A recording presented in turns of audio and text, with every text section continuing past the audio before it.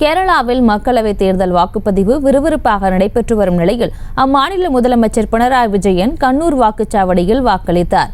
இது தொடர்பான மேலும் விவரங்களை எமது செய்தியாளர் மதியழகன் வழங்கிட கேட்கலாம். மதியழகன், வணக்கம். மேலும் விவரம்.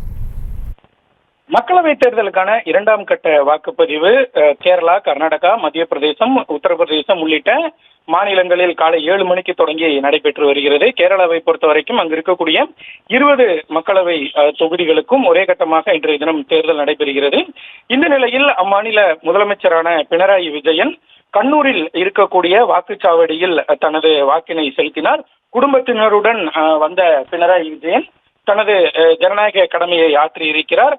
அதே போல கர்நாடகாவை பொறுத்த வரைக்கும் கர்நாடகாவில் 14 மக்களவை தொகுதிகளுக்கான வாக்குப்பதிவு தற்பொழுது தொடங்கி நடைபெற்று வருகிறது. இதில் பெங்களூருவில் அமைந்திருக்கக்கூடிய வாக்குச்சாவடியில் மத்திய நிதியமைச்சரும் பாஜகவினுடைய மூத்த தலைவருமான நிர்மலா சீதாராமன் தனது வாக்கினை பதிவு செய்திருக்கிறார்.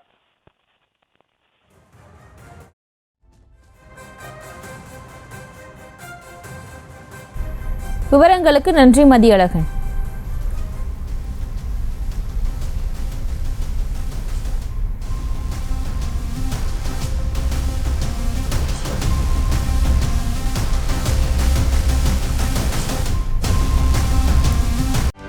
செய்திகளை உடனுக்குடனும் துல்லியமாகவும் தெரிந்து கொள்ள சப்ஸ்கிரைப் பண்ணுங்க.